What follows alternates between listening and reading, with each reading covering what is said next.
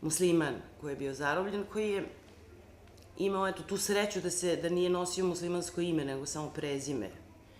Ime je bilo tako, međunarodno, jel? I on se nalazio na srpskoj teritoriji, zarobljen i vrlo teško bolestan u stvari. Ja sam se tu našla, preko nekih drugih ljudi sam znala za tog čoveka, potražila ga, jel? Našla ga tu živog, u dosta teškom stanju i videla da njemu nema izlaska iz te situacije bez neke pomoći, da mu je život zaista ozbiljno ugrožen.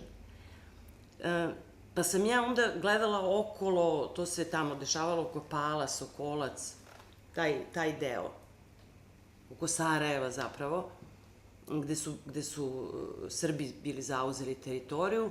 Bila je to jedna srpska bolnica u kojoj se on nalazio, u stvari u kojoj je bio zarobljen. I gledala sam kako bi čovek mogao tu da pomogne, pa sam našla, pomislila sam da jedino u toj situaciji, eventualno, mada nisam religiozna ni na koji način, ne pripadam bilo kako, ne verujem u te stvari, obratila sam se svešteniku lokalnom pravoslavnom i ispričala mu da je taj čovek na izvestan način prijatelj, da je tu jedini musliman, da je preživljava samo zato što ima to ime takvo međunarodno. I zamolila je tog sveštenika da pomogne i sveštenik se onako kako i dolikuje svešteniku, kako bi trebalo da dolikuje svešteniku, odgovorio je na to, rekao da on sam, da njemu samom ne pada na pamet kako bismo tog čoveka mogli da izvučemo. Naravno, ja sam već imala dozvolu direktora te bolnice da ga iz bolnice izvedemo, ali nismo znali kako da ga prebacimo na teritoriju gde bi bio siguran. Jer su u to vreme ljude izvlačili iz autobusa i ubijali, jel? Ako nađu da ste pogrešne nacionalnosti.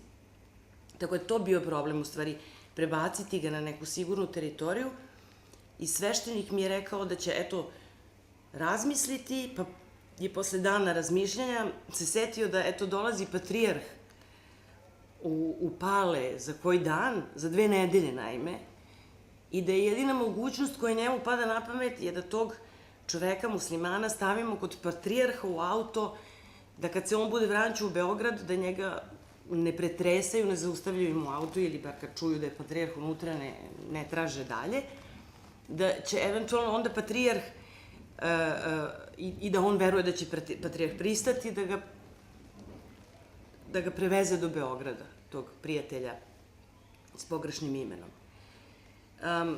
Ja sam rekla, dobro, ali pošto je trebalo da krećem već za Beograd mnogo ranije, bojala sam se da ta stvar izmakne kontroli kad ja više nisam tu, bojala sam se da možda neće biti sigurno, pa sam sveštenika zamolila da i pored te divne ideje sa patrijarhom, da pokušamo nešto brže da izvedemo. On me je, dugačka je priča, jel da, suviše,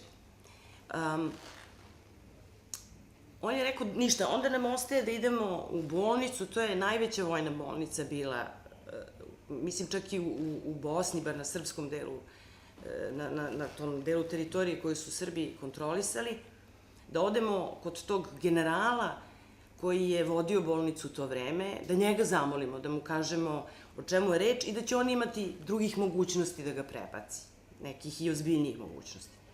Ja se već bojala, pošto je general u pitanju, pošto je sred rata, pošto su zločini, pošto su čuda se dešavaju, da je pametno se obraćati jednom srpskom generalu da izvučemo muslimanskog zarobljenika, pa sam pristala, čovjek nema, u tom času nema velikog izbora, ono što je na ponudi to uzmeš. Otišli smo kod tog generala, čije ime neću spominjati, ni ime sveštenika, jer nisu važni ti ljudi, važna je mogućnost da se tako nešto dogodi. Fantastična je mogućnost da se tako nešto dogodi. Ušli smo, dakle, u kancelariju, sveštenik i ja, generalovu, i on nas je primio, saslušao moju priču u 2 minuta, da je to poznajem jednog čoveka koji je tu, koji je na ivici života, čiji je život u velikoj opasnosti, i da se pitam da li postoji mogućnost da se pomogne da ga odatle izvučemo. I taj čovjek ćutao, taj general, dobrih minut, 2, što je dugo vreme. kad nekom postavite tako jedno osetljivo pitanje.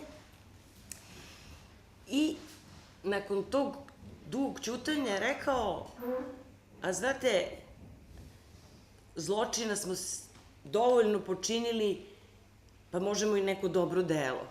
On je sam to rekao, tako, i dodao da si juče došla, on bi danas bio u Beogradu već. Ali pošto si danas došla, onda ga sutra ujutru vodimo i rekao mi da sutra kreće jedan helikopter vojni, odatle iz vojne bolnice za VMA i neka mi budemo tu u 15 do 9. I mi smo bili tu u 15 do 9, sveštenik i general srpske vojske su nas tu sačekali, rekli da on u helikopteru, pošto će se voziti sa ranjenicima, neka ne govori ni svoje ime, neka se ne predstavlja, neka samo ćuti. I ja sam javila tati da ga sačeka ispred VMA sat kasnije. Eto, to je jedna...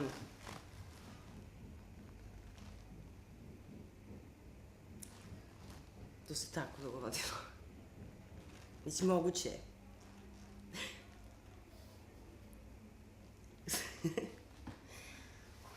I dobro je. I hvala tom Bogu koga ne verujemo, jel, da je to moguće. Eto, hvala tebi. Pa eto. Nije bila ni duga priča, nije bila... Pa baš sam je mislim, ne umem kraće da ispričam. Pa nije uopće bila duga, šta ti? Zanimljivije da sam se ali dobro, misliš da je to okej? Ti koristi nečemu? Da. Mislim, ja bi kao dramaturg volio da čujem i onu priču o... Je li to Goraš gde je bilo ili šta je bilo? Koja? Ono kad su ti dizali auto u zrak. Da. Pa to nisu dobri ljudi, jel to? Pa da, ali mislim, to je pandan tome. Znači, ono nisu dobri ljudi, a ovo... Ne, to ne.